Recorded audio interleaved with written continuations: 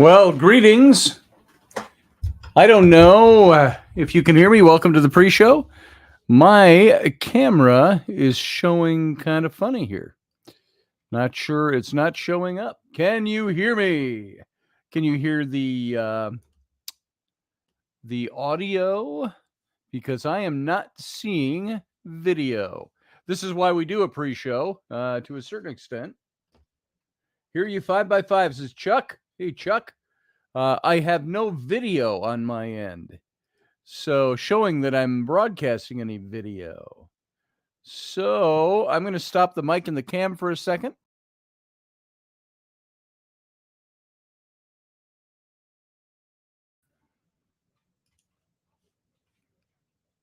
And I'm still getting nothing. No video. Yep, I am not.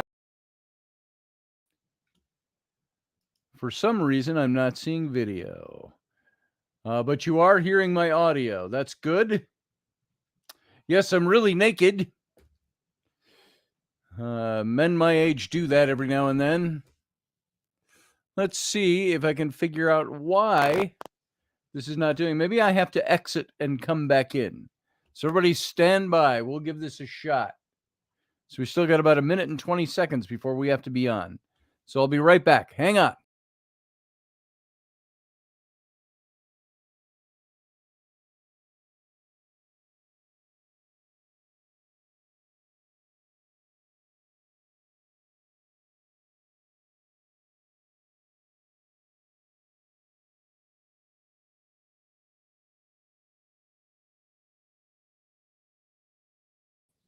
All right, there we go. I think I'm here. All right, we're still in the pre-show. We've got about 45 seconds left, and we go live over on Odyssey Radio. That's ODYSY radio.com if you want to hear this show in its audio format only. Or you can come on over here to the YouTube channel. And you can join the chat room, and you can join the chat. Next glasses I get, I'm getting non-glare. Look at that. So here we go. I'm going to go dark, and we'll be back momentarily. Sit tight.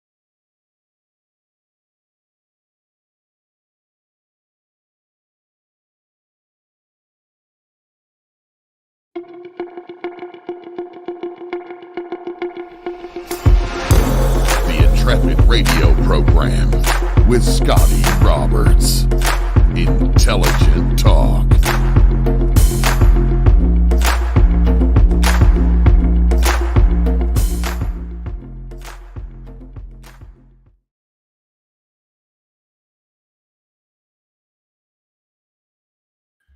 Well, hey, everybody. Welcome to the program. Happy Monday evening. Good to have you here, back from the weekend after last week. And good to have you in the program tonight. And I, of course, am Scotty Roberts. I'm your host. And this is my program, the Intrepid Radio Program, right here on Odyssey Radio, ODYSY radio.com. You can come on over to Odyssey Radio and hear the show in its audio format only. And then you can also come on over to the YouTube channel and watch it in a video simulcast, as well as join the chat room. See, I'm doing two things at once. My brain's not working on two things at once stuff anymore. I got to stop or pause one to continue on. What was I doing? Okay, I was going to turn on the banner. There it is. Boom. Banner's on. Comments are up. Michelle Kenham Free has entered the room. Good to see you, Michelle. Anita Palmer is here. Roger Rabbit, Randall Flagg, John H.R. Piper. And we've got Elderberry. And who else? Chuck Thurston is here. Good to see you, Chuck. After off working on the shrimp boats in the Arctic Circle. Going down to old Maui, me boys. Going down to old Maui. We're homeward bound from the Arctic round, rolling down from old Maui. Or wherever you were. if you weren't if you weren't up in the Arctic Circle, the cold Kamchatka Sea, where were you doing your crabbing? You were crabbing, or were you on a boat, or were you just on the beach? You said you did that for several months. It's good to have you back, though, and everybody else who is here. I've got something to show you. I talked about this yesterday, and I said I would show it off a little bit today. Where did I put it? They're over here. All right. Now, you know about the Ancient Heroes cards that I illustrated and designed. Just as a brief reminder, I had a couple of partners from my college days way back in 1993, November of 1993, which is exactly 30 years ago. We did a set of trading cards because they were all hot pogs and trading cards and all kinds of things like that. And we wanted to do a set of trading cards that was cool, but biblically oriented. We thought, can you actually put those two things hand in hand? Can you marry biblical and cool all together in one product? Something that would be good for kids, good for young adults, good for teens, good for adults too. And we said, yes, we can do that. And as we were trying to devise it, we thought, what should we call it? Heroes of the Bible or something like that. And I said, if we want to market these things in the comic book realm, I said, perhaps we ought to not scream Bible like, hi, this is a set of Bible thumper cards. I said, let's call them Bible thumpers. Well, we didn't do that, obviously. I said, so how do you get about doing this? So I think it was a joint effort, but in my memory, I came up with Ancient Heroes. Why don't we do Ancient Heroes, I said, because that is going to be one of the best ways to get the message out to kids without screaming it. And I said, let's make them look as cool as Batman cards or, Marvel and DC and those types of trading cards that are out there. And so we went ahead and we created that deck, and I did all the artwork for it, which was the design. It started with the design of the logo. I'm just going to show you that. That's the new version of the logo. The old version looks a lot like that. It's just a lot blockier in its old format. And so I designed the logo, the look of the cards, this kind of thing. And we took it from there. And so it went out and it released and it did fine. And I did all the illustration work. And now I had my old partner, as you know, because I've kind of updated you all along the way over the last few months. Back in the spring, I want to say it was April or May, my old partner, we've been in contact over the years, and I've done some work for her over the years. She has a show called Today's Nashville, I want to think it's called. It's a TV show down in Nashville. And she still does a lot of this biblically oriented and girls stuff and teen stuff and Nashville living and stuff like that. Terry Squires is her name. And she called me and asked if I had some of the old cards still on file, computer files, because she couldn't find them all. And I found a few, and I said, what we can do is we got to talking, and she said she wants to re-release this set of cards 30 years later. And so she said, can you maybe go in and maybe touch some things up or something like that? And I said, absolutely. And so I went and I touched it up. And then as I started getting into it, I said, you know what? I would redo all the art on this set if I could, because my art style has evolved over 30 years. So some of it's still the same. It's kind of funny how close to what I do now it is, but it's also interesting to see how much my style has changed. And we didn't do quite as much computer illustration back then. None, frankly. Just a little touch up in Photoshop for a few of the pieces of art.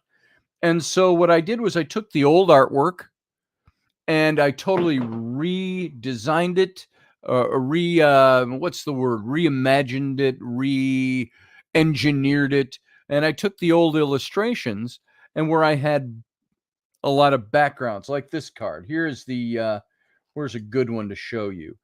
This is one that was actually missing from the deck, and I totally redid a few of these cards from scratch. Okay, cards like this one. This was the first card that's on Abraham. So I'm trying to do this without getting all the glow in there off of the computer screen. Abraham.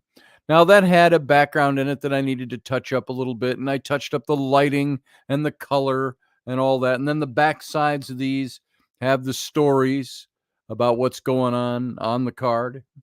And like this one, this is Abraham and Sarah, his wife, when they're leaving Ur of the Chaldees. And it was just a gold background with a sun, a white sun, and no real detail to it. So I added the ziggurat and I added different features to it. And this is one that I don't think I changed at all for this card, other than to bump up the color just a little bit. But that's what most of the cards had to look like that in the background. And so I did a lot of adding backgrounds, like Hagar, Abraham's wife's servant, who she wanted him to have sex with because she was barren, and she bears a child to Abraham. And so I took this and I did the character in pen and ink and watercolor, computer watercolor, by the way. I didn't take out any paints or brushes for this, only digital. And then I added the background, the tents and the sheep and the clouds and stuff like that. And so we did this set of cards. So this is now out and available. Here's a good one. Abraham and the sacrifice of Isaac, which we all know God stopped it at the last moment. I have problems with that scenario, but it's a Bible story. So there it is. And I added the backgrounds again, the wilderness scenes in the backgrounds, ancient Israel, the look of what the land would have looked like back then. And this one is one I just posted to my Facebook. If you've been there, the book of, or the card of Moses in the burning bush. And so that's all pen and ink and then digital painting. So all of this stuff, these are all the cards. So they are now out. It's called the Ancient Heroes. You can go to, I'll type this for you too. It's real easy to remember. If you want to get some of these cards, they come in packs of 8 cards. This is what the foil packs look like.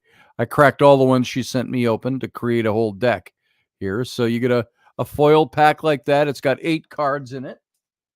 And you can go to Ancient Heroes of the Bible.com. Bang. And that didn't type anywhere. Oh, no, there it is. Ancient Heroes of the Bible. Go there. You can buy them by the pack, or you can buy the whole set, which comes in about 8 or 9 different packs of cards. So these were all done up, and this is there's 48 cards like this in the whole deck, and you can collect them. And it's not just the art. There is a Gideon, by the way, Gideon in battle. But it's got the stories on the back, which I think are well worth getting. We tried to make these cards be something that wasn't just Sunday school. And I used to refer to them back in the day as, beyond Sunday school. And we wanted to talk about things that you don't normally get when you talk about Bible stories, especially with teenagers. And so some of it's maybe a little light, some of it's a little heavy, but they're still for kids, and we had to be a little careful with them. And my partner, Terry, she's not really my partner this time around. She is the boss, and she just kind of wanted to keep them a little lighter. I wanted, even when it came to Pharaoh, me and Pharaoh and all of that, I wanted to have the cards be very pointed. Let's name the guys in history. Senenmut, back there over my shoulder. Senenmut and Hatshepsut and all of that. And she didn't want to get into that because she said that would breed controversy. She just wanted to get the pure Bible story out. And so that's what, if you look at the backs of these cards, I think they read really well. I helped with that a little bit. Again, I don't have my lights on here.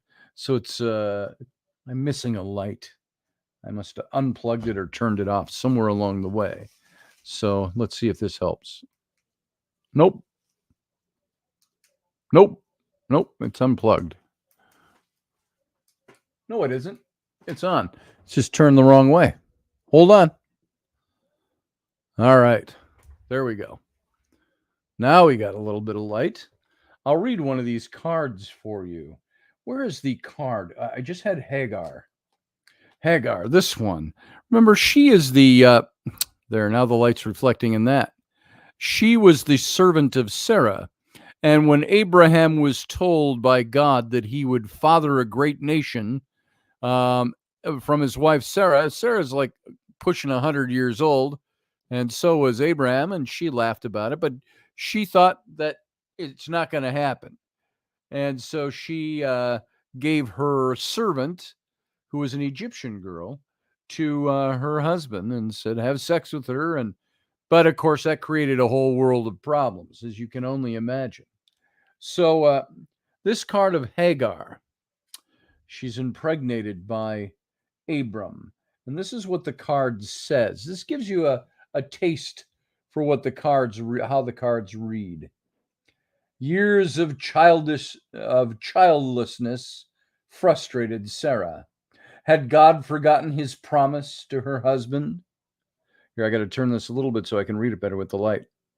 How could Abraham be the father of a great nation without children? Impatient with waiting on God, Sarah decided to solve the problem herself. She commanded her Egyptian servant, Hagar, to become a surrogate and bear Abraham's children for her. But Sarah's solution bore, sorry, it's the lighting. I could just get a bright light on it, huh? How about that? Let me try that.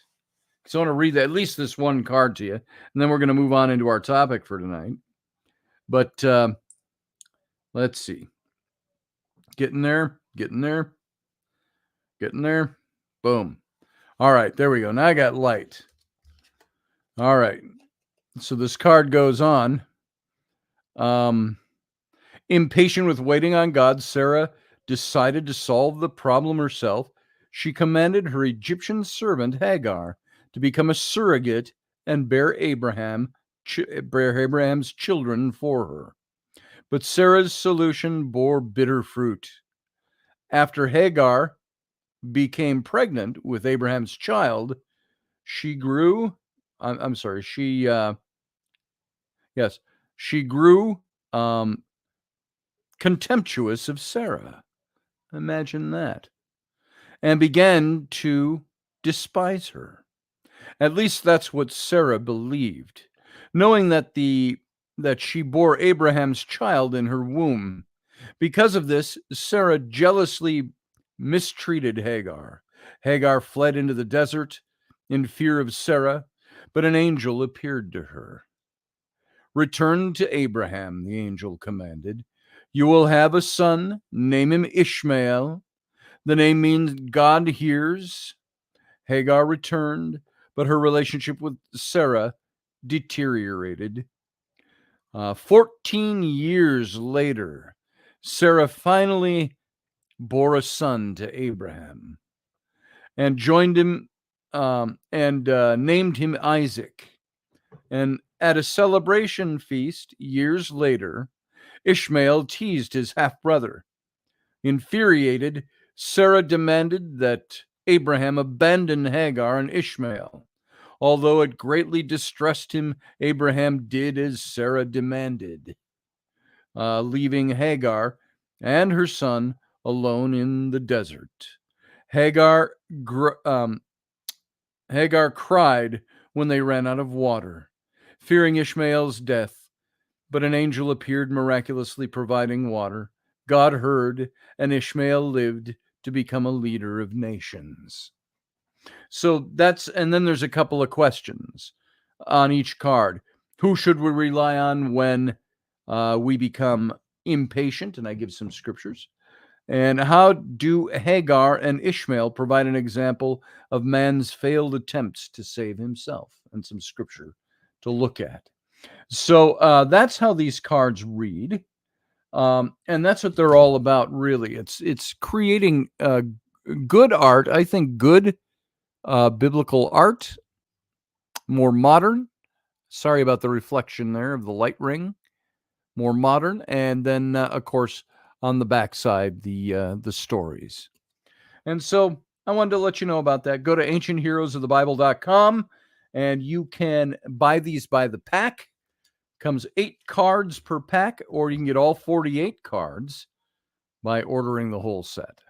I think it's $8 per pack, and it's $48, $47.50 for the entire set. There you go. That's all I'm going to say about that. Now, I've spent good 20 minutes, 15 minutes on that. I was excited to share that with you because I just got the deck in yesterday. So there we go. That's what we got. That is the Ancient Heroes cards. They are all done. And by the way, these cards are premium cards. It's done on the same kind of stuff they do baseball cards on. Same company that prints for the baseball cards and for the comic book companies create these for us. So really high quality product. And of course, all coming in the foil wrappers like that. So, and that's, by the way, that's Deborah and Barak on the front of the packs of cards. We talked about her on this show. So there you go. That's what that's all about. So avail yourself of it. Go to ancientheroesofthebible.com. You can go over there and look it all over too. Just a fun site. I didn't build this site, but it's got a lot of the art and the graphics that I put together for this set. So go on over and take a peek. And if you're on my Facebook, you can go over there and see some of the artwork that I just put up earlier today or yesterday. A few of the pieces of the artwork you can take a look at. Boom. Let's move on from that. Thank you, by the way, for everybody who is here. Thank you for those of you who put a little something into the coffers over on the Patreon page. We don't use that one as much. We just broadcast there and we archive there. You can go see that. You can go see archives of lots of old shows that I've put up there. And I'm currently in the middle of putting up all the series on the Native American series we did on Bury My Heart at Wounded Knee about 3 or 4 years ago. I think we did that.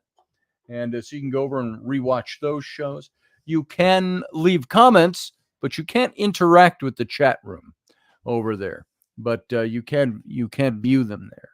And that's also a place where you can put a couple bucks in if you want to help this show go places and do some better things and some funner things than me just talking at you. So, and the same thing, you can do that over here on my YouTube channel as well. Just come on over there and you can join. And there's 3 ways you can join and become a member of this channel over on YouTube. Thank you very much. And that's all I got. And we're going to move on. We were talking, and it got a little heavy the other night. There's a lot of information here. I'm looking at this whole philosophy of what it would be like if we were to have first contact with extraterrestrials. Now, we can ask that question and say, do extraterrestrials? There's some people who don't even believe they exist. They still don't believe they exist. There are people that will look at the stories coming out from the whistleblowers and other people over the years, and the most recent in the last several months, and still think that it's a bunch of hooey, or we're being faked, or it's a distraction, or whatever it might be. Maybe Chuck Thurston knows a little bit about this because he worked in government. I can't remember what, some kind of security. I can't remember exactly what it was you did, Chuck, but you were in some high-end security type of stuff. I'd be interested to hear your take on it. But we came up with, there are really 4 ways, basic categories. And this is as a little bit of a recap for those who, their approach to the philosophy of what it would be like to have first contact with extraterrestrials. And as some of this is the ways that they deny the existence of all that. And the first one was rarity of life. That means the specific conditions they believe that make life on Earth possible are very rare. That's their approach to extraterrestrial life. It's really the answer to what was the question the Fermi Paradox, which states if we believe that the universe is teeming with life, and not just microbial life, but life that has the ability to make tools and use them, is a definition of it. If we believe that the universe is teeming with that kind of life, where are they all? Why don't we ever see them? And it's like hollow and empty. And one answer to that is the rarity of life, is that it's really rare to run across life like us. The second was rarity of intelligence. Even if life is relatively common out there in the universe, the evolution of intelligence, tool-making species, requires very specific conditions that are extremely rare. So that's one other way of looking at it. So there's the rarity of life, then there's the rarity of intelligence. And then there were those two, the Kantian way of thinking and the Wontian way of thinking. Coined words, of course. Kantian, not to be confused with Kantian. Kantian is like the word can't. I can't do that. It can't happen. It can't. Cantian. Kantian. Meaning it can't. Kantian is from Immanuel Kant. Kant. We're going to hit that a little bit tonight. We touched on it at the end of the last show. But Kantian says, even if intelligent tool-making species are relatively common in the universe, a feasibility barrier prevents the emergence of starfaring civilizations. So promising species inevitably destroy themselves, or they encounter resource constraints before they can conquer the stars. So it never really happens. It can't do it. It just can't happen. Chuck says, I was at Area 51 twice. Wasn't allowed to see anything, but a B1 I had to talk to. Oh, cool. I asked, where do you keep the bodies? Their guards don't have a sense of humor. Nobody laughed at you, huh? So that's the Kantian form of looking at it. Then there's the Wontian. It's from won't.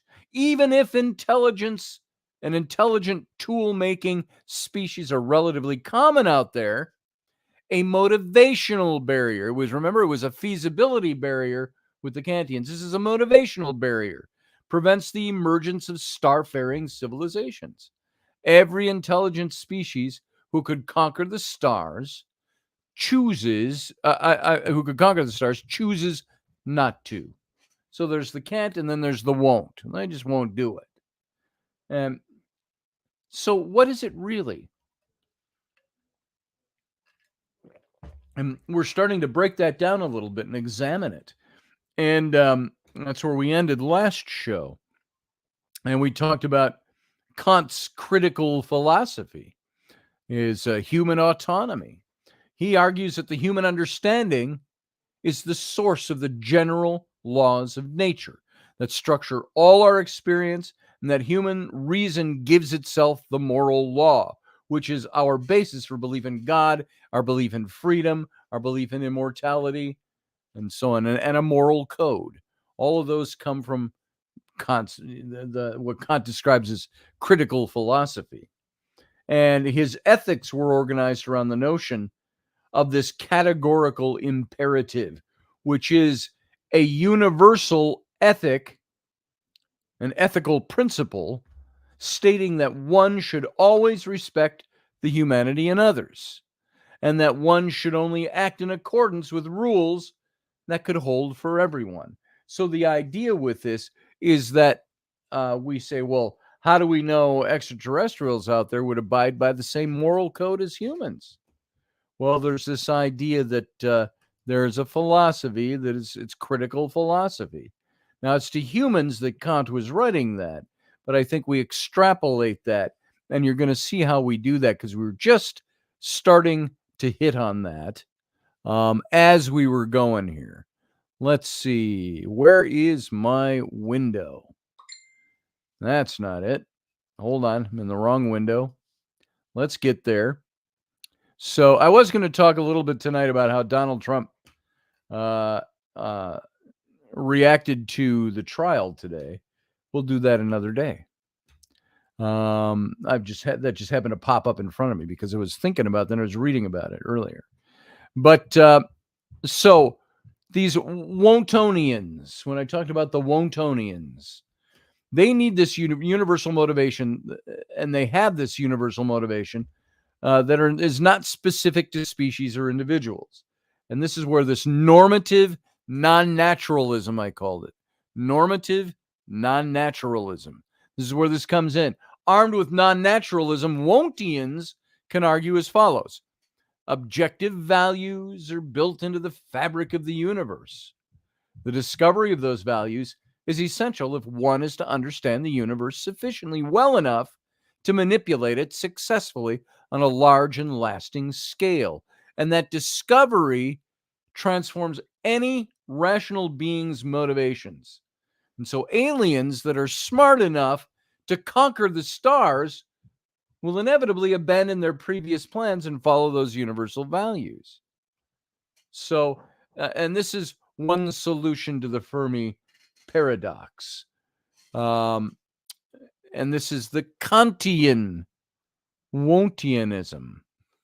Very coined phrase. Kantian Wontianism. Because the idea that knowledge of universal values is intrinsically motivating for all rational beings is associated with the 19th century Prussian philosopher Immanuel Kant. One can be a Kantian in this sense without endorsing any other details of Kant's philosophy.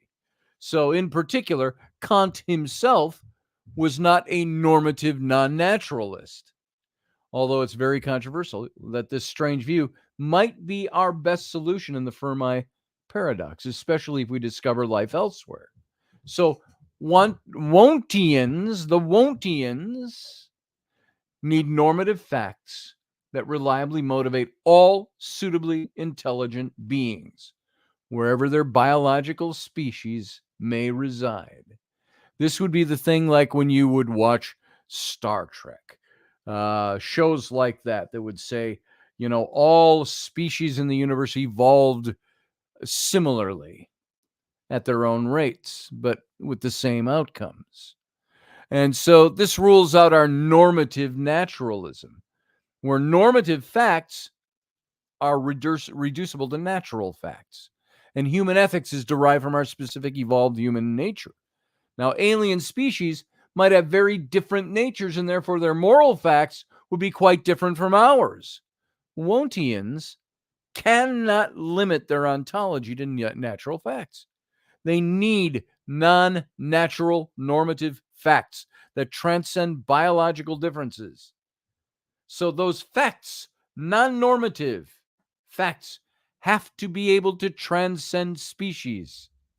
And remember, the whole show we're talking about, what's our philosophy going to be of what it would be like to have first contact?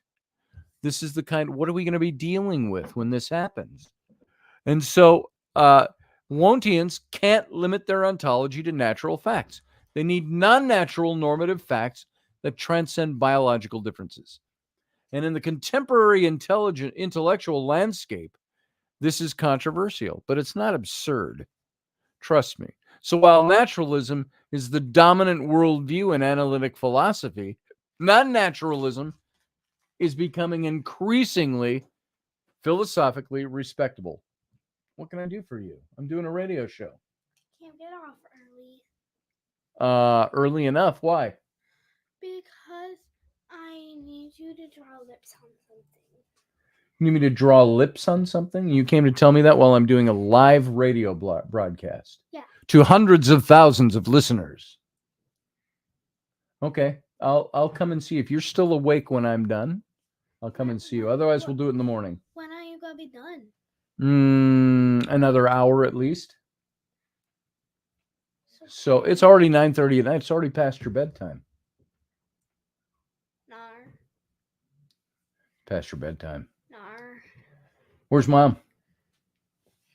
Right upstairs above me? Okay. I'll draw you lips in the morning. Not tonight. It's too late. And I'm doing a radio show. Scram. If I'm still awake, can you? No, because you'll be sleeping when I'm done. I love you. Good night. What if I'm not sleeping now? What if you're not? Yeah, what if I'm not? What if you're not? What if I am? There you go, folks. Little familial interlude. It's only 7:30 where Chuck is. She's fine. Yeah, we had daylight savings time go off here, so we're now 9:30 at night. All right, Kantian philosophers, and sorry about that on the radio. It just happens. If she was a producer, I'd be paying her to interrupt me, but she's not.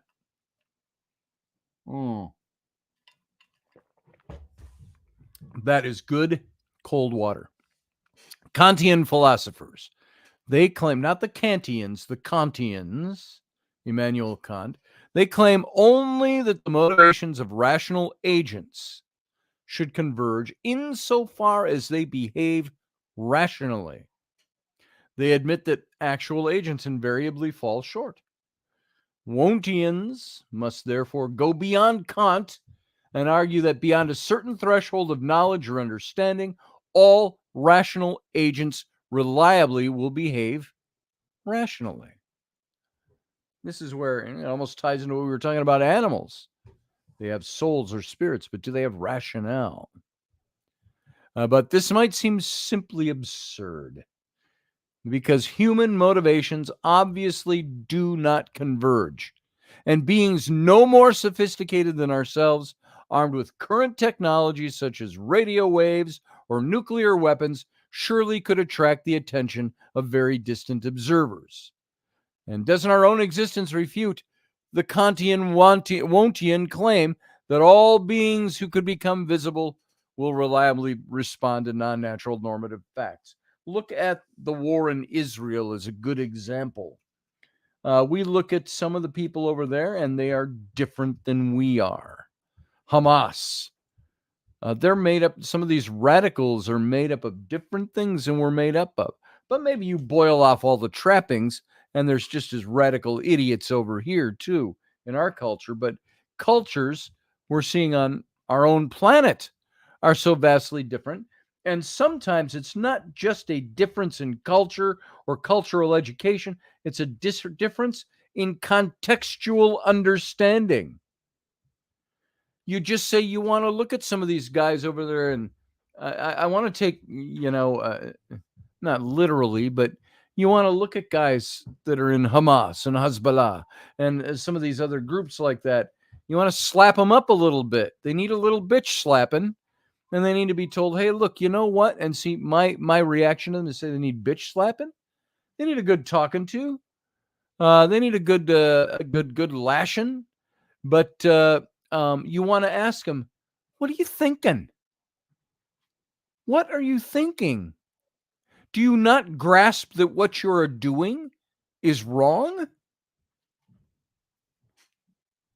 But that's just saying, even here on our own planet, we do not have that natural corresponding with each other. It's in cultures. Yeah, they need more than a slap, Sean. You're right. The church councils debate what's human, says John Piper. Exactly. So, in reply, Kantian Wondtians would say that fleeting visibility isn't enough to disturb the great silence. Fleeting visibility is not enough to disrupt or disturb the great silence. Even if short-lived alien civilizations were common, the age and size of the universe are so great and vast that observers in any particular place and time would almost certainly see nothing. The Fermi Paradox arises because we assume that if there really are vast numbers of aliens out there, then sooner or later one of them will have built a civilization that lasts. And I'm talking lasting because what do they say? The nearest star takes how many millions of years for its light to reach us? So what we might be able to see, if we could magnify it large enough to see a civilization there, was something that was happening 1,000,000 years ago by the time we see that light. So we expect to see that lasting civilization, and we're puzzled by its absence. I was today, and I just started. I didn't usually do this because I like to buy books, but I bought a few audio books, and I was listening to Graham Hancock today. And which book does he have? Before America. And he's talking about what existed here before we knew it as America, even further back than the claims that the Bering Strait brought people over here. And even with that, we're finding that there was something that was here before that. And now this all offers this strange vision of aliens with radically different evolutionary histories that converge on values that humans reject. Kantian Wontians can then argue that maintaining a lasting visible civilization demands a level of understanding of the nature of the universe that inevitably delivers knowledge of objective and intrinsically motivating values. Now, this isn't absurd if one's already sympathetic to normative non-naturalism. So, if objective values are built into the fabric of the universe, then perhaps agents can understand that universe well enough to manipulate it successfully on a large and lasting scale, only if they also find those values intrinsically motivating to them. But Kantianism alone isn't sufficient to save Wontianism. There's many possible values that could encourage the creation of a physical galactic civilization. Consider total utilitarianism, which seeks to maximize the welfare of sentient beings. Aliens who recognize this value would seek to transform the galaxy by creating as many happy beings as possible, spreading their seed throughout the galaxies. And we'd notice if somebody had done that, wouldn't we? Or are we noticing that? It's a big question. One of the questions is, are we seeded? Is this planet seeded? Kantian Wontians have to defend very different values. As we talked about a little earlier here, one possibility is environmentalist non-interference, a quietist desire, quietist, a quietist, IST, one who is quiet, a quietist desire to contemplate the universe without imposing one's will on it. And there are other possibilities include maximizing complexity by living unobserved at the edge of a black hole, transcending to a higher dimension, or even a nihilistic conviction that nothing is worth doing. These are all minority values in contemporary culture, of course, but they are not unintelligible. Kantian Wontians can remain agnostic about the precise content of all these non-natural values. Anything that rules out lasting visibility will do that. So the Kantian Wontian solution to the Fermi Paradox offers a really strange vision of what alien contact would be like, where aliens with radically different evolutionary histories converge on values that many actual humans reject. And if we're already committed to expansionist values, such as welfare maximization, then we might struggle to take these Wontian values seriously.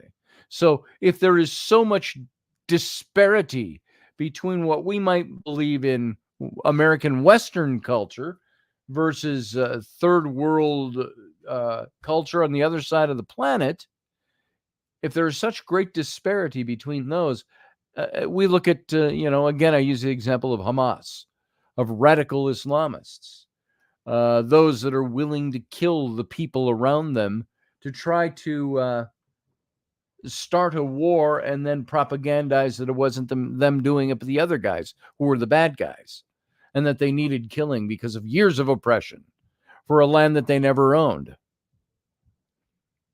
So there is something intrinsically stupid in all of that. that they're not grasping. But that's the way their culture has taught them to be. Now, could you take a freshborn baby from somebody who was born into that culture and raise it in this culture, and they'd think differently? Yes. So it's not innate. It's not a biological thing. It is an emotional thing, an intellectual thing, a perceptional thing. So the big question is, what is an alien like? And an alien, what if they are vastly different than we are? And I don't think this is a moot point. You say, well, you're talking about something that you're hypothetical, it's hypothetical. And it might not be as hypothetical as you think. The philosopher Robert Nozick, he suggested in 1981, in a different context, that someone who proposes a non-strange answer shows that he didn't understand this question. So Nozick's question was, why is there something rather than nothing? Why is there something rather than nothing? And philosophical questions often call for strange or disturbing answers. But once we discover life elsewhere, Wontianism could be the least strange explanation left on the table. How else can we solve the Fermi Paradox or explain the great silence? We hear nothing and see nothing and experience nothing. An experiencer would tell you differently. Is that alien life? Then if we discovered that life was ubiquitous everywhere, then Kantian Wontianism would be the least unsatisfactory solution to the Fermi Paradox. And normative non-naturalism is essential to any successful Kantian Wontian story.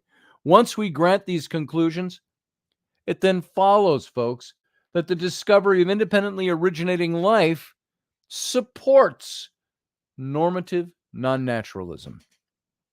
And in the modest sense that this new information raises the probability that normative non-naturalism is true, philosophical claims can be supported by empirical facts in surprising ways.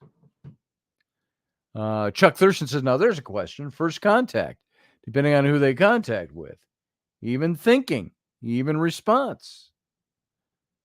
Sean says, I get my learning from like them and mesh to my reality. There you go. Barbie D says, hit the thumbs up button, guys. I'm all for that. Go ahead and do that. That helps my standing a little bit over on YouTube. Let's see. John Piper said it turned out poorly for the South Americans. Conquistadors illegally took natives as slaves. They did. Chuck Thurston said there's no one-sided war. Both sides are right and wrong. Once the conflict starts, there will never be a clear winner. Well, there you go. I can agree with that, Chuck, to a certain degree. Both sides are right, both sides are wrong. It all depends on their beginning context. I just don't think, once you start killing, like you said, once the war starts, it's all over. It's all up in the air. So once the killing starts, so normative non-naturalism and Kantianism both seem very anomalous against the background of otherwise purely naturalistic metaphysics. And they're much less anomalous if we instead endorse a theist metaphysic. What about that? Ooh, there's a new turn, huh? Theistic metaphysic. Kantian Wontian theists can argue as follows. Physicists seek a physical theory of everything to explain not only how the universe works, but why it exists. Why does it exist? Why are we here? Who are we? Where did we come from? Where are we going? And for all anyone knows, future alien scientists who complete the theory of everything might need to posit God, cosmic purpose, or cosmic values. Believe in divine values, a belief in those things, is exactly the sort of thing that would reliably transform one's motivations. Huh? You think? Those are the motivators for transforming motivation. Theism.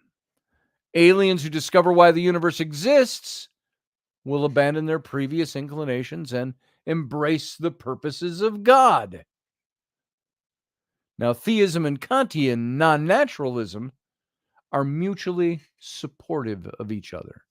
Both are independently plausible, and each supports the other. If there's a God, the knowledge of God's purposes might be enough to transform the motivations of all rational beings, right? So the theory goes.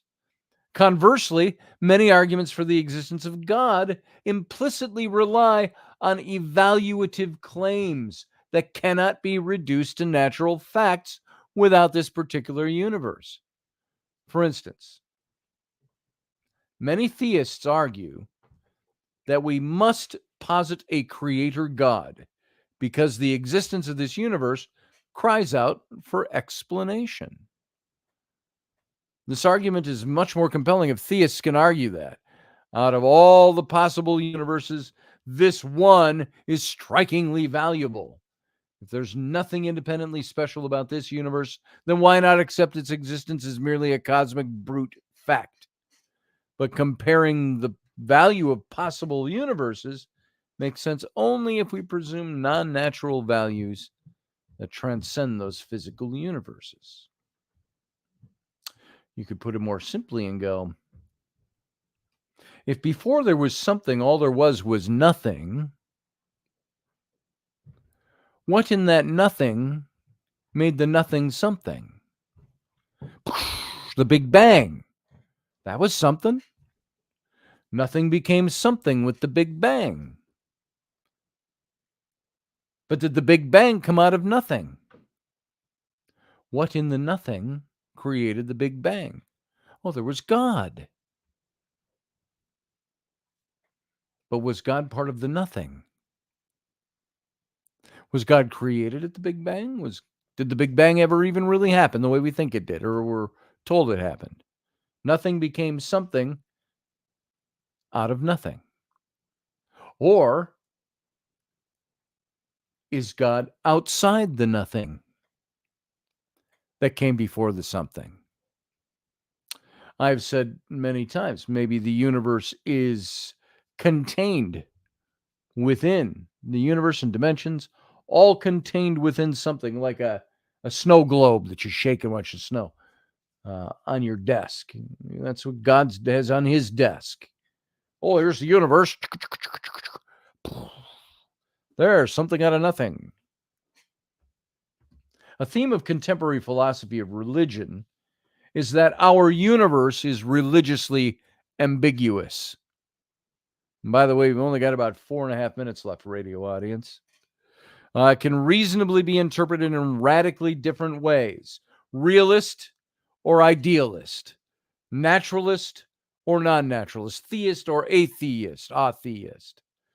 And so our currently available existence radically determines our metaphysics. Religious ambiguity itself might be peculiar to our present human condition.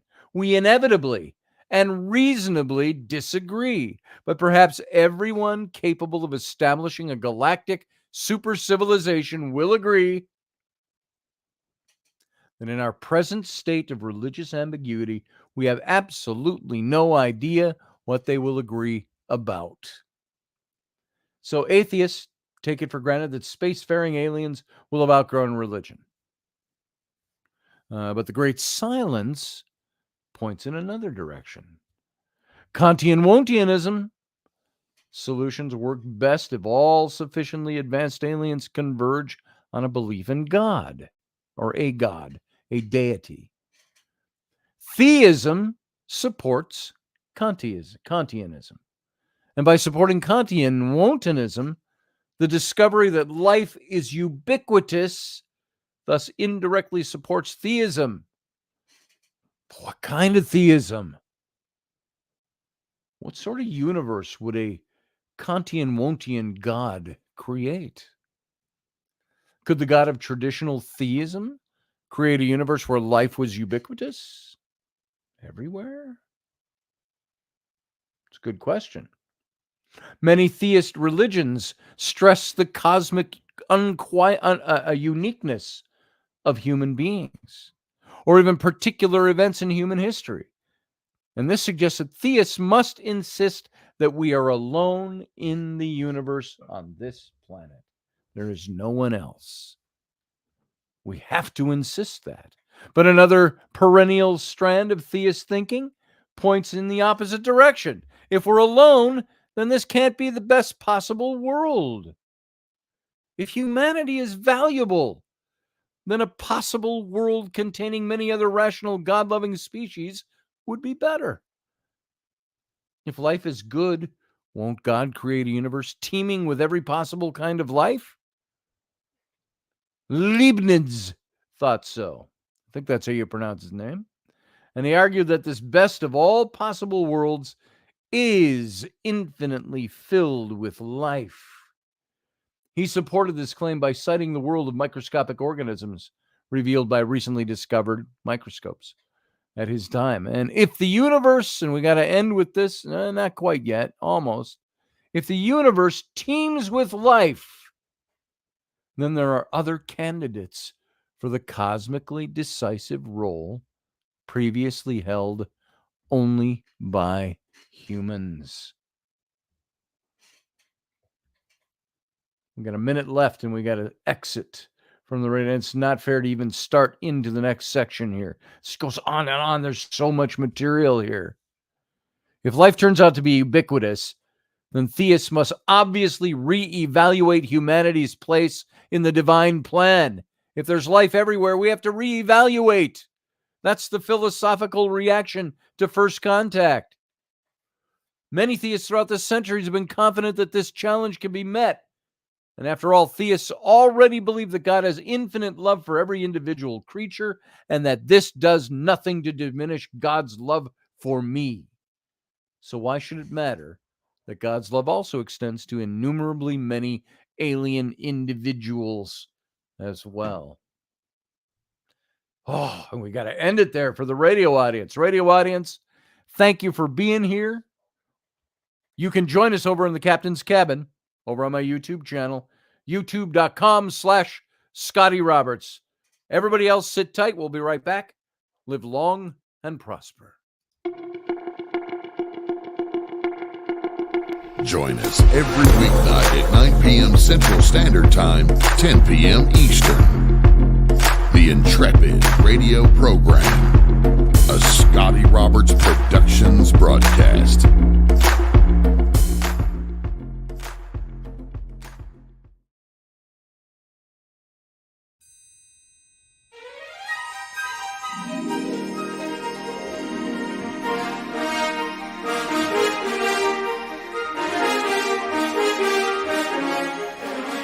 Hey folks, this is Scotty Roberts, and this is the Intrepid Radio Broadcast. I've been broadcasting for about 20 years now, covering such topics as science, politics, the paranormal, weird science, weird world history, archaeology, and the paranormal. Everything from ghosts to cryptids to creepy things that go bump in the night. So every week I bring you 3 new episodes. Come and join my channel and also be a patron to this site. So see the details below, and we'll see you here.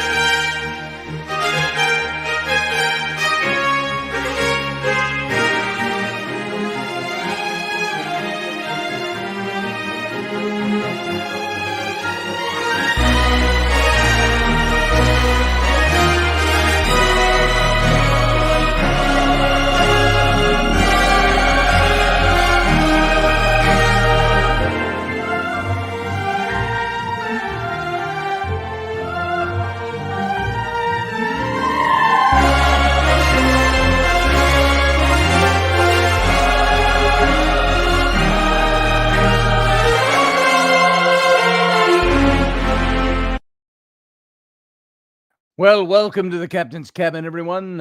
It's going to be a shorter one tonight, despite the fact that we aren't going to be here on Wednesday. Wednesday night, I have a concert that I'm going to. It's one that Rainey and I went to about 10 years ago, maybe more, 13 years ago. And I wish she was coming along, and I wouldn't even be going, except a good friend of mine from back before the days I knew Rainey. He got tickets to this concert and invited me to come along. And he got 2 tickets, and they were very, I guess, expensive tickets. And so he had the person he thought was going to go with him couldn't go. And he called me and asked if I wanted to come. And we're going to see, and many of you may know who she is. We're going to go see Lorena McKennett at I don't even know what theater she's in Minneapolis this Wednesday. But beautiful music. If you don't know Lorena McKennett, you have to go look up her music on YouTube and listen. And she's an amazing artist. I have loved her work for 20 years.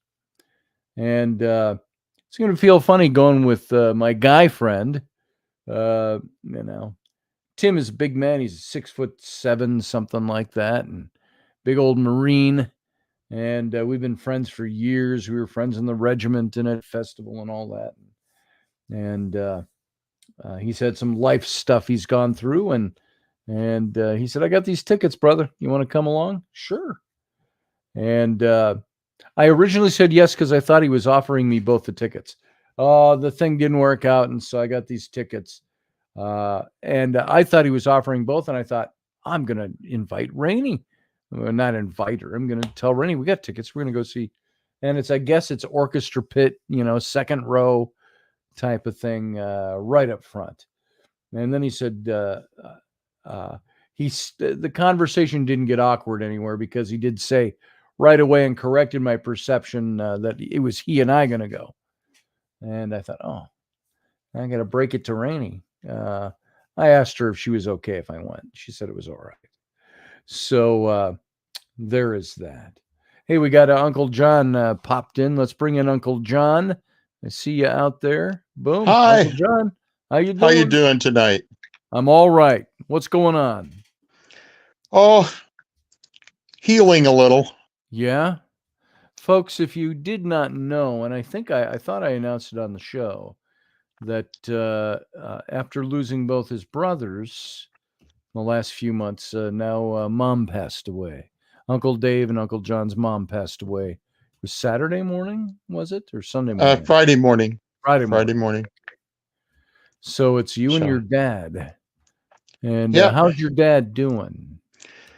Not that I want to ask how you're doing, but he's under the circumstances, he's doing quite well. I suppose. Yeah. 73 years they were together. Wow.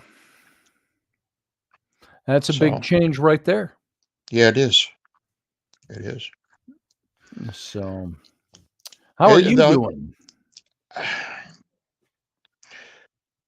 I've been busy, and that helps. Yeah. And kind of caring for Dad. Yeah. Yeah, it keeps me busy, and keeping busy is what I need right now. Sure. It's when we're not busy, when we're quiet, that everything settles in.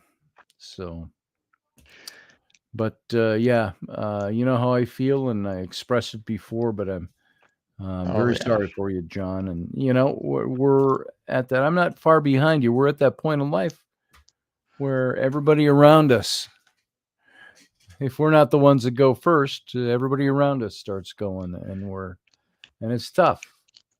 And now you've lost 2 little brothers. Yeah. And your mom. So earlier in the year, I lost an aunt and a cousin. Boy, it's been a tough year for the family. Yeah. So, how many kids do you have? I have 2. 2. Okay. I know Megan I've and met them. Derek. I think I met them at the funeral and the memorial, but I couldn't Yeah. remember them with everybody I was talking to. And Derek is married to a Rainey, That's and right. His wife is we Rainey as well. have 2 grandchildren. Shelley and I have 2 grandchildren All right. of Derek's and Rainey's. Megan Did, is kind of Stephen married have to any her kids? job. Did Stephen have any kids? No, wasn't married. Okay. So both Dave and Stephen did not have kids. So Yeah. you're the torchbearer for the Potters. Yeah. So, Something of that, I guess. yes. Hmm. So what does this all do to you, if I can put you a little on the spot? What's it all do to you with all this going on around you and your family? How do you feel about things? How do you feel about God? How do you feel about life and what's going on? What's going through your mind? Are you asking, do I blame God? No, this is the circle of life, Simba. Yeah. Does that make it easy? Well, as you said at David's funeral, we grieve for the loss in our lives. Mm-hmm.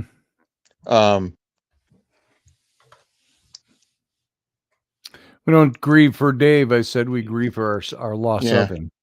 Yeah. Mom passed so peacefully. She was comfortable and not in any pain. Good. She wasn't a gambler, but she broke even. There it is. I know. That's metaphoric. An old song. Yeah. So that song was out in, I think it was 1978 or 79. Something like that. That song came out. I remember I was in college. So Chuck said in the chat room, he said, my whole family is in my back room in their various boxes. I have to figure out what to do with them all. I'm the last rat standing, he says. Mom was the last of her generation in her family. Wow. And she was ready. Yeah. The fact that she knew she was ready and she wasn't afraid. Mm-hmm. So that makes it so much easier. Yeah. But right. I didn't mean to bum out your show.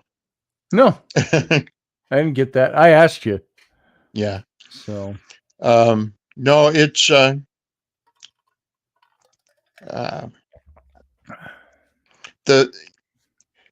sent you a YouTube recipe for Cowboy Trail barbecue baked beans. That was the last meal I cooked that Mom was able to eat. Oh, really? And we sat and talked about the recipe, and she had bright eyes. She said, "Oh, this is so good." Nice. And after that, she was only able to take liquids. And so I was kind of glad that she enjoyed it so much. That's good. Kind of makes you understand how mothers and grandmothers feel about cooking for families. Sure. I guess. Yeah. And when I think about it all, I think I'm going to be 63 years old this month. And I think, boy, 93 ain't that far away. No, not anymore. 30 years ago, that's 30 years from now for me. 30 Yeah. years ago, I was 33 years old. So I was in my prime. Yeah. And as they say. And so time passes so quickly. This card set it was talking about at the beginning, that was 30 years ago. We came out with that. You know, there's things like that I remember distinctly that were milestones that were, it's like, and there it is. And 30 years from now, what will I be doing? I predicted I'll live to be 104. Nostradamus that I am. So that's 41 years from now. Yeah. And I'm already on that. Will you still need me? Will you still feed me when I'm 64? So didn't really, I thought that was a cute song at one time. yes.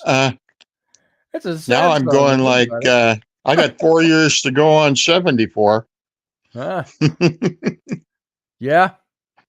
Barbie, I think you said you're happy I'm not your age.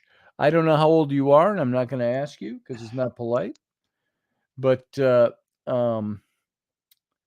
we'll see. When I get to be your age, we'll see. So, when I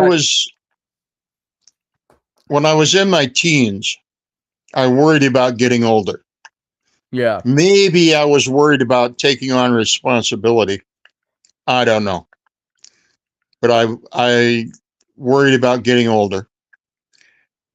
And now I'm just happy at every age. I guess. Yeah. You know, I'm still at that place where there are days I can't believe I'm in my 60s. Yeah. There are days where I think, how am I in my 60s already? And my brain thinks it can do all the things it used to do, but my body doesn't necessarily cooperate with it. I'm tired out more. And I thought maybe this is what they meant when I was 30 and said, you should start working out now. So 30 years from now, you'll feel good. You know, I didn't work out enough. I'm not in good enough shape. So things hurt more. It hurts to get up from sitting and watching a TV show with my wife at lunch. We'll make lunch. We'll sit on the sofa and watch something. And then I get up and I'm like, oh my God, standing up. And I'm like, I shouldn't be that way. I'm only 63. And so there are days where I feel much older than my age. And there are days I think, I'm not that old. You know, I was just a kid. So, you know, the passage of time.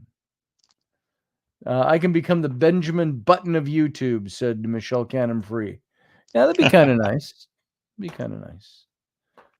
I'll end up passing Rainey somewhere on the way backward. So 20 years from now, 10 years from now, because she'll age and I'll youthen. So I can't say that it's something to be sad about. I have better insights than I did when I was in my 40s. Yeah. My 40s were pretty good, pretty strong. They weren't bad. I had my kids were, let's see, we were in our mid 20s. I was 24 when Megan was riding in the car seat next to me. Wow. Derek wanted to know how we possibly manage with children when we were so young having them. And I said, well, we had a lot more energy in those days, but we also had family in town, which you have in town. Mm-hmm. And we're all working together to help you raise your kids. Yeah. Michelle Cannon Free said, she said, I had a baby just shy of 43. That's the age Rainey is now. So, I can't imagine having a 43-year-old baby. Yeah. Whew. How big was he? He was 6'2". I'm sorry. I have a weird sense of humor. Oh, such a cute little baby. 6'2" and 214 pounds. Was that something Uncle Dave would have said? Something like that. Probably. Yeah, I always laugh when somebody on your show goes, "Oh, that's so David." Yes. I was here first. He was so John. Chuck Thurston said, general question. Would you go back to being 24 if it meant forgetting what you've learned? No. No. Hell no. The only way I'd go back to 24, Chuck, is if I could retain everything I've learned along the way. Because I got to tell you, I look back at my 20s some days and I go, ugh, I don't want to do that again. Yeah, I was in my prime, and you're in your prime life, your youthful prime. Mm-hmm. But I wouldn't go back and relive that. Now, if I knew what I know now, that could make it very interesting. So yeah, I'd try 17 if I could know what I knew now. Yeah. Road miles count, says Chuck. Yeah. Road miles count. It ain't the years, honey. It's the mileage. I'd go back to my 20s if Shelley could come with me. There you go. That's what I've thought too. If I could bring Rainey back with me, and we've never looked at it as being a problem, but if I could go back and Rainey and I were the same age instead of 20 years apart. There's some days I think she feels as weak and feeble as me. There's some days I feel as sprightly and more sprightly than her. It all depends on the day. But I think it'd be, knowing what we know now and the things we've experienced, wouldn't it be fun to go back with the person you love and go back into your 20s and relive it, knowing what you know now? Oh, it'd be cool. I would be very wealthy now. Yeah, I would too. I'd be a lot richer than I am. Wouldn't have made those dumb mistakes again. I had a guy say to me one time, I think it was one of the first times that the Powerball got really, really big. And yes, we all had tickets. Sure we did. Because it was huge, It would be a life-changing event. I think I didn't buy a couple of tickets. Yeah. Yeah. So anyway, he said, boy, if you won that much money, you'd really be happy. And I said, that wouldn't make any difference in my life. And he said, well, come on, you had that much money, of course you'd be happy. I said, I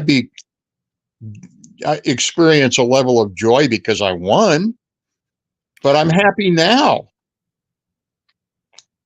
I said, I am happy now. I have everything that's important in my life now. My kids, my wife. Sure.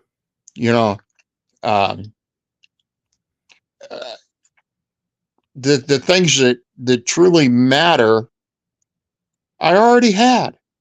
I said, money would mean that my mistakes wouldn't be costly.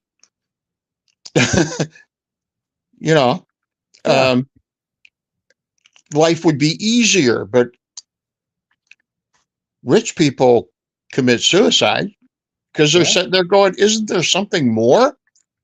I have often said that, they say that money doesn't buy happiness. I agree with that. But I also disagree because I think the lack of money can buy an awful lot of unhappiness. And I'm talking about the lack, not just the even keel. I'm talking about the lack of money. Mm-hmm. The opposite can buy unhappiness. So you can't buy happiness with money.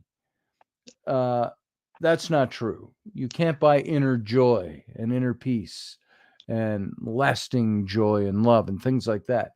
But money can sure buy an awful lot of happiness. I'm talking the superficial stuff. You're not having to worry about paying your bills. It buys you relaxation and comfort. Right. You can do other things. I had often said if I had money, like we would muse about winning the big lotteries, Rainey and I, and I'd say, if we won that much money and we had millions of dollars in the bank, I'm talking multiple millions when they were up in those high categories.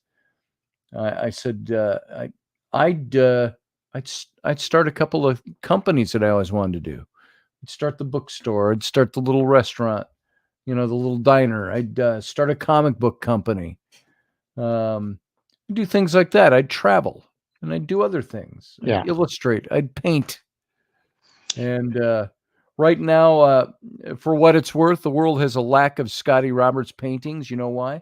He's never had time to paint. It's all commercial. Everything I do is to make a living. I don't have time to sit and have fun painting. And to do that, I'd have to be a committed bachelor with no kids. Yeah. Then I could afford to do that. I can't do that.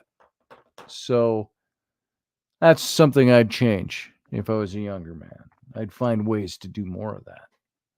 So interestingly, people who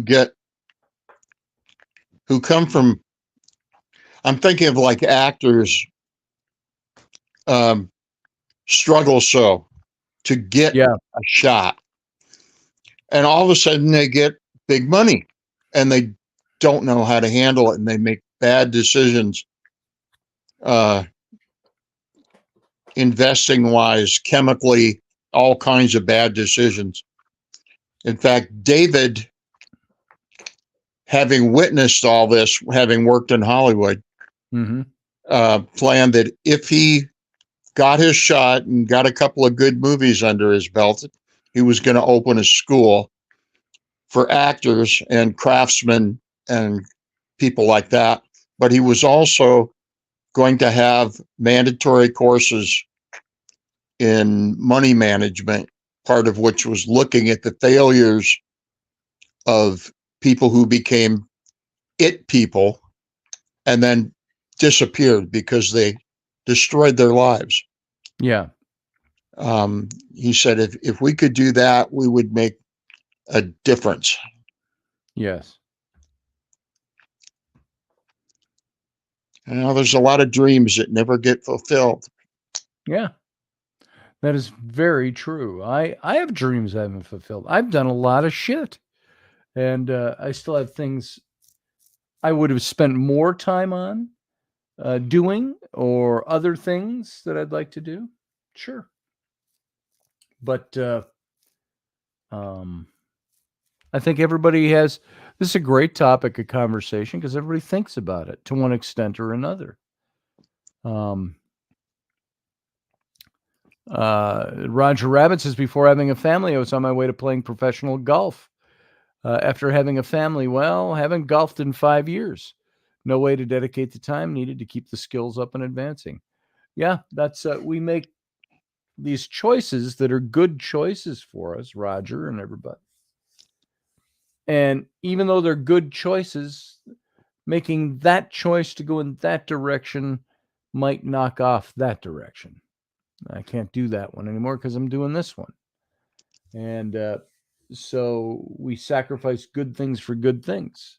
And then sometimes we're stuck in the one good thing and when it doesn't feel so good, when it isn't working right and it's a challenge, it's like, why didn't I take the other path? We all do that to a certain degree. Knew a couple that decided not to have children so they could focus on their professional lives. Yeah. All they got out of it was money. Right. Those were choices that they made. Sure. I'm happier getting a hug from my granddaughters or my son, my daughter, than what the comfort of the money would have brought to me. Well, I've said to Rainey when we've been deep in these conversations at times, there's times where we look and we say, why aren't we more ahead financially than we are? Why do we not have savings? Why do we not own that bunch of acres and are doing that thing and have built our dream house? Why haven't we done that? And we look at things and we say, why don't we have new cars? Why don't we have this? Why don't we have that? And it all goes around material possessions, property, home, things like that. Some of those are good material possessions to have. But I keep coming back to, we made certain sacrifices along the way, like Roger was talking about. There's choices we made. Could Rainey and I have been what we used to call them in the 80s and the 90s? Dinks, dual income, no kids. Yuppies, we'd call them. And I was a yuppie for a while there in the 80s. But you make choices. And we made a choice to say, Rainey wanted to be a stay-at-home mom. And I said, I will do everything in my power to facilitate that. That was her choice. Now, we could have put our kids in daycare for 8 hours a day, 5 days a week, while Rainey pursued a career and I pursued a career. We'd probably have more money. We'd probably be more stable than we are. But then we'd be able to also look back and say, my kids have spent 8 hours a day having somebody else raise them when they were small. And I think those are better choices. Yeah. And now, they're gone 6 hours a day now at school. 7 hours. Well, what is it? Yeah, 7 hours. 8 in the morning till 3 in the afternoon. They're gone every 5 days a week. But now they're a little older. They're not babies. It almost sounds like duppies, doesn't it, Matthew? Yeah, I remember being told about the duppies the first time I went to Roatan in the Honduras. Watch out for the duppies, he said to me. And we were young and frivolous. Truth, Michelle. Those were the years. 2 good incomes, 0 children. Lived on the penthouse floor, stupid expensive. We were young and frivolous. Now, see, Rainey came into my life at a very different place. And, of course, we were different ages. Me being 20 years her senior. I hate to use the word senior in that context, but older than she is. I already had kids. I had 3 kids in their teens, 2 of them in their teens, one just getting into kindergarten when Rainey and I met. And so she walked into that, a pre-made family, and she stuck it out. Then we had a family of our own. So that's all we've ever known, Rainey and I together as kids, taking care of kids. And so we haven't gone on any vacations. We've gone out of town a couple of times, but not what I would classify as a vacation. I would love to take Rainey on a vacation. Let's go for a week or 2. And the kids are old enough, we could get... The last time I took a trip like that, it was Uncle Dave that took care of my kids. A couple of other friends. I had my twin daughters were 13-ish, 13 to 14. Well, they couldn't stay home alone at that age. No, Sam was 13. The girls were 13 and Sam was 4. Just before Rainey, not months before Rainey was on the scene. And I took a trip for almost 2 weeks to England with my buddies. And I arranged it so that Uncle Dave came. I talked about this recently on this show, I think. But he would come every afternoon while I was gone. Every afternoon when they got out of school, he was there at the house waiting for them. And somebody else took care of Sam during the day, another friend of mine. She came and watched Sam during the day. And then Dave came. Dave stayed the night from 3 till they got off to school in the morning. Then he brought Sam over, or the woman would come to the house, or he'd bring him over to her house. And there were a couple of other people that filtered in and out to help. And I set up a whole calendar. I had it all on a calendar, hours and all of this, and it was perfect. But Rainey and I haven't even been able to do that. So we just haven't done it.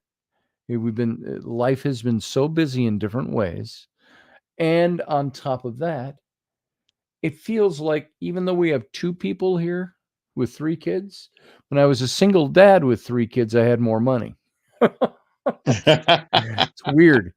So, and that's the way it was. And so Rainey and I, it's getting to that age where we'll be able to do that with these kids. Grandma can come and watch, friends can come and watch, stuff like that. And but we'll get some time to go off and do something. So just saying, there are sacrifices we make too. Roger's well aware of this. All of us are well aware of this. We all have different stories. Michelle's aware of it. You're aware of it. That we all have things that we choose to do, and those choices set the path for us. And so again, Rainey and I, could we have been, dinks, dual income, no kids? Yeah, sure we could have. Would we still be together? I don't know. Would we be happy? I don't know. Rainey obviously wanted to have kids. I remember when I met her and we started getting serious, I told her, I've already got 3 kids and I wasn't supposed to have those. So likelihood is slim at this point. And sure enough, bing, bang, boom, 3 kids. There you go. Michelle says sacrificial life. Yes, there it is. But it's a good life at the same time. Would we trade it? Michelle, I'm not going to put you on the spot, but I'll ask you, and you can answer in any way you want or not answer at all. Would you trade it? Would you trade it away after you've experienced it? Would you go, I wish I had never experienced that. I wish I could go back and change it. Or do you say, I've learned a lot from this? Or this is my life, and these are the kids that have come out of this, or whatever it might be. If Rainey and I had never met, or if Rainey and I had never had kids, I wouldn't have my 3 kids now. Flynn, Rowan, and Ellery. Ellery's a pain in the ass some days. Well, so is Rowan and Flynn. Or my patients have changed since I was a parent before. But, the oldest kids always think that the youngest kids get away with everything. Yeah. But our parenting skills have improved and we've mellowed. I don't know that I've mellowed. I think I've gotten harsher. There are times my patience used to be this thin. Now it's this thin. And with my kids. And so, I think Rainey's got the patience with our kids. I don't. I'm Captain Von Trapp in my family, I know who you're talking about. Yes. So, Roger says, my life just about breaks me from time to time. It sucks daily, but I wouldn't change it. Yeah. There it is. It's who we are. I hear that loud and clear, brother. He says, I wish I could change what ailments Carly and Kinsey have, but wouldn't change my life. Yeah. Yeah, if I could change things. Now, mine are very different than what you experience, Roger. We all have different things. There's things I wish I could heal in my wife. There are things that are problems for her that if I could take those away, I would in a heartbeat. Okay. But I wouldn't change my life. I wouldn't want to change my life with her. So Elderberry says, I wish I could. I want to live right. I wouldn't re-enlist and open my own computer company. You would have opened your own computer company instead of re-enlisting. There it is. Yeah, I might have stayed in. When I had the opportunity, when I broke my back, they sent me home from the Marine Corps. I had the opportunity to stay in. They offered me a position in their advertising department. And so didn't fit your youthful dreams. Yeah, I had other things to do. Since I knew I was getting shipped home, I said, you know what? I'm just going to, and I took a job. I had a job offer before I even got home. Yeah. I had a job offer to be an art director with a little ad agency, and I took it. And that started my illustrious advertising career. But there were times I've looked back and said, what if I had stayed in the Marines and gone into their advertising department in Washington, D.C., which is the offer that was made to me. And my life would have been a different kind of life. Yeah. But now, you know, things work the way they're supposed to work, but I wouldn't have my 3 kids now. Yeah. I probably wouldn't know Rainey. Then again, if we were meant to be together, what's that whole, there's a theory about streams of time that we would have met another way, or, you know, it would have happened another way. But thank you, Barbie D. It's because there was a recognizable miracle in my life that Shelley did not run screaming home and never speak to me again, because I proposed marriage to her seriously in about the 3rd month we were dating. Wow. And she said yes. It seems so crazy nowadays. I told this story. I had a shop teacher in school, high school. And I always have to say it in his voice. And he had a bit of a speech impediment. Not much of one, but he was also from Boston. And so he kind of talk like this, you know, and he said, first date I had with my wife, I took her out to dinner, and I looked across the table at her and I said, marry me now or we're not going out a second time. And she said, yes. So we got married. He said, I want you to marry me now. He says, give me your answer now. Otherwise, I'm not going to waste all my time and money on you, he said. Oh, jeez. And she married him. And he had 5 sons, and they all looked just like him. Dut, dut, dut, dut, dut, dut. His last name was wonderful. Hazard. His last name was Hazard. I just saw him on Facebook the other day. So he was my high school shop teacher.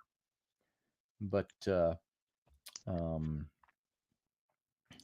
yeah, beautiful Christian man, taught in a Christian high school for years and years and years. And his sons are all adults. Well, obviously, they're not much younger than I am. They're probably all in their 40s to 50, early 50s. You know, that's what's funny when I look back on things now. When I was a youth pastor, I was in seminary and post-seminary, and I had all these kids that were high school kids and junior high school kids, middle school kids. And I was their youth pastor in the 80s, early 80s, and all the way up to the early 90s in another church in another part of the country. And I think about those kids. I was the youth pastor when they were in high school. They're all in their 50s now. They were all 7 to 10, 11 years younger than me. So every last one of them's in their 50s. I go, wow. That's crazy when I think about that. So anyway, all kinds of other stories going on here.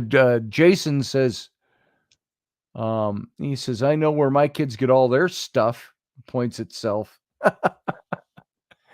Yeah, my kids are that way. My kids get a little anxiety from their mom, stubbornness. They get, what do they get from me?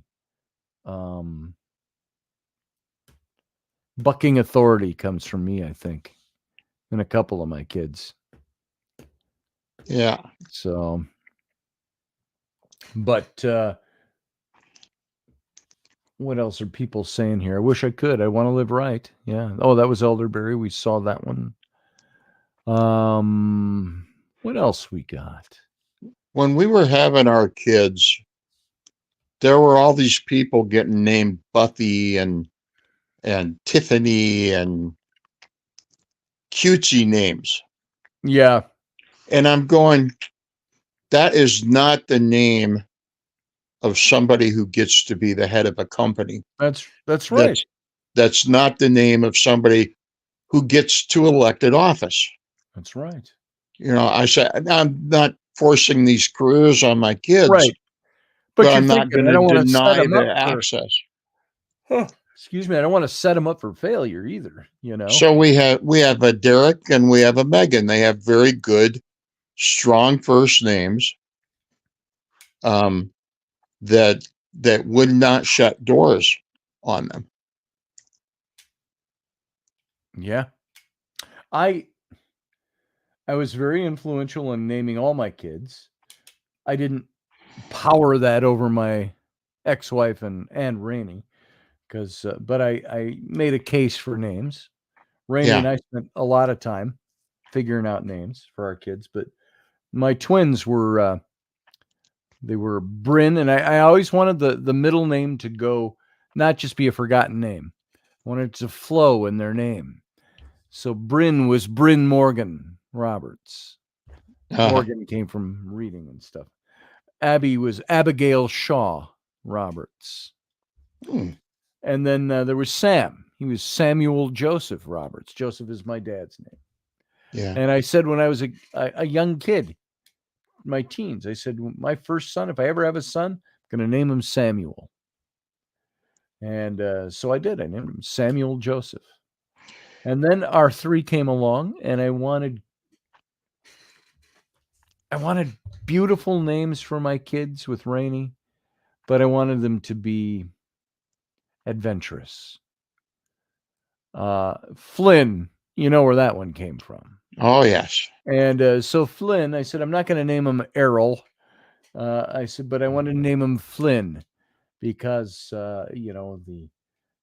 the dreams of adventure and romance adventure and stuff. And his middle name is Liam, so he's Flynn Liam Roberts. And then Rowan Claire Roberts. And then Ellery is Ellery, and Rainey wanted Scotland. So it's Ellery Scotland, Scottlyn. And or Scottlynn. And her sister had girls, and she called them Ireland and London. Londyn, I think it is. London and Ireland. I don't know if it was my political science background or my marketing background that caused me to pick the middle names for my kids that I did.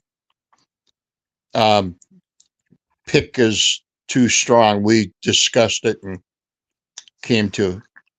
Anyway, we were getting a lot of pressure from families to use this family name or that family name. And I go, if we pick a name from my family, your mother is going to be upset. Your dad will be cool with it, but your mom is going to be upset. If we pick a name from your family, my mom or my grandmother is going to have a fit. So I said, Megan wound up Megan Michelle. So we gave each of our kids our first names as their middle name. So we go, hey, it's a family name. And they couldn't argue with it because we headed it right off. Yeah. With Sam, he was born into my divorce. And I've told this story a long time ago, but it's Mom and I, we had the girls already, the twins. Mm-hmm.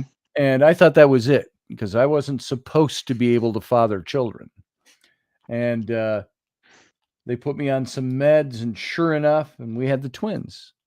And I thought, is that because of the meds you had me on? He said, no, because there were twins in my ex-wife's family, her family line. But so we had the twins. And then it was 8 years later, that we were getting a divorce. We were separated. And we had the ranch. Before Rainey and I were buying the ranch. And I was back at the ranch, and I was picking up some of my stuff, and the ex-wife walked into the bedroom and dropped all her clothes and said, "We can do this one more time before we're divorced, right?" And me, being a dumb guy and liking naked women, said, "Yeah."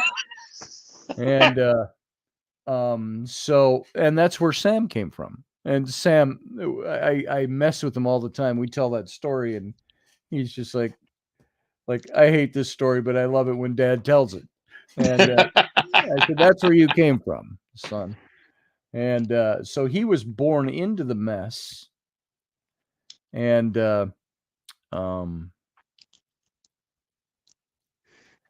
don't know what it was. There was a point I was going to make with that about him being born into it, but there was a 9-year difference between he and his sisters.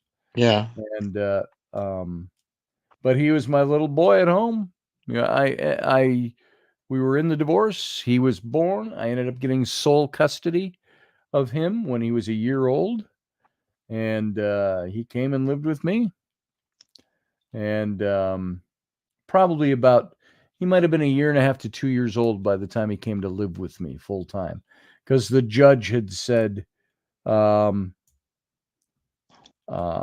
his mom was making a vie for the custody, that she was breastfeeding him. And he says, "Far be it from me to say anything negative about breastfeeding." He says, "But," he says, "I'm going to put a limit on it." She said she wanted to breastfeed him until he was 5 and retain custody of him that way. And the judge said, "We're going to put about a year and a half limit on that. At a year and a half," he says, "his custody will start reflecting his sisters, and he'll end up over there." So by the time he was 2, he was living with me, and his sisters were 11, and they were all with me full time. So you were a fortunate man. I am. Chuck Thurston says, "Using family history, I would have been named Elijah Ezekiel Thurston. After the fighting over that, they settled on my uncle, Charles Raymond." There it is. Charles Raymond Thurston III. Just reminded me of Mr. Howell from Gilligan's Island. What was his name? Thurston Howell III. Yeah, that's it. That's why I thought of Mr. Howell. So Errol would have led to all kinds of problems, says Jason. Thinks to Errol Flynn. Yep, that would have caused problems. I didn't like the name Errol, but I liked the name Flynn. So there you go. My niece married a man named Poe. Oh. And I wanted them to name their baby Edgar. And I was the only person in the whole family that wanted that. And no doubt. And the kid will grow up normal. So no thanks to you. Yes. So Edgar Poe. I just thought Edgar Allan Poe would be people going, "How come you can't write?" Yeah. Yeah, wouldn't that be it? All right, Uncle John, I'm going to wrap this finery up right now. Okay. And it's good to have you here tonight.